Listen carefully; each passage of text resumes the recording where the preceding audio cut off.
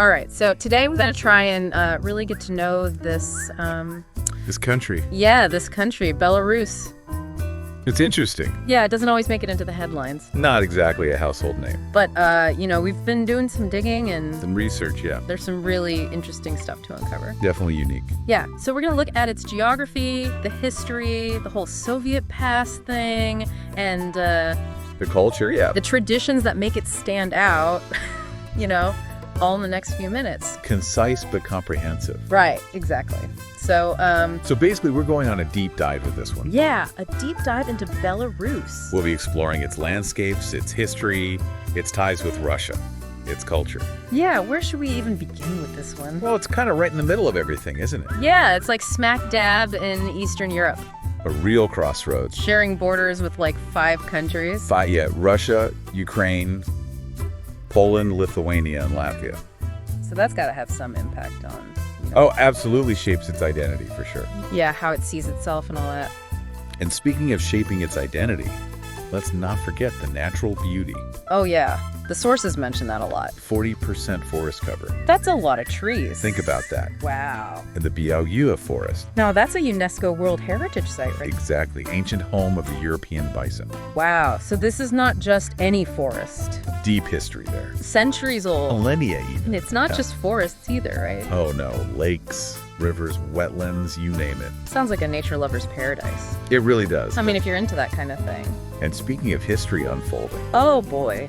Belarus has seen it all. Yeah, empires have come and gone. Grand Duchy of Lithuania, Russian Empire, Soviet Union. Then finally independence in 1991. Pivotal moment. But then the sources say they still have these close ties with Russia. Strong ties even today. How does that even work? Oh, think about it. The language situation is pretty telling. Oh, yeah. They mentioned that. Belarusian is official, But everyone speaks Russian. Right. So those connections run deep. More than just politics. Cultural, linguistic even. Layers upon layers of history. And that brings us to something really interesting. What's that? Their relationship with the whole Soviet thing. Oh, yeah, that's kind of unique, isn't it? Very unlike other Eastern European countries. So they've kept a lot of the Soviet stuff. Statues of Lenin, collective farms, Still a centralized government, too. Holding on to the past, in a way. Huh. It's like a different perspective on that whole era. A living connection to it, almost. Yeah, and their economy is still pretty state-controlled, right? Largely, yes. Agriculture, manufacturing, and a growing IT sector. That's a newer development. So it's like this mix of old and new. And how that all impacts people's lives is a key question. Makes you think. But beyond all that, there's this vibrant culture, too. Oh, right. The sources mention that. Traditional folk music, literature, all sorts of art forms. It's like they're really proud of their heritage. Definitely woven into their identity.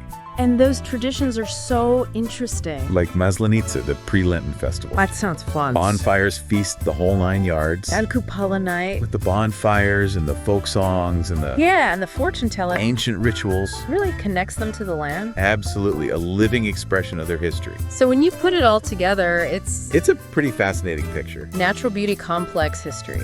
That Soviet legacy. And that vibrant culture rooted in tradition. You don't find that just anywhere. A unique profile in the heart of Europe. We covered a lot in just a few minutes. Ancient forests, modern industries, empires rising and falling. And a culture that's both looking back and looking forward. It's a lot to take in. It is, and it makes you think. About what? Well, given all this unique blend of past and present, how do they move forward? In Europe as it is today. Exactly. How does Belarus navigate that landscape? That's a good question. Question for all of us to consider, I think. Definitely something to think about. Food for thought. Well, that's Belarus for you. In a nutshell. Join us next time for another deep dive into a whole new corner of the world. Until then, keep exploring. And keep asking questions.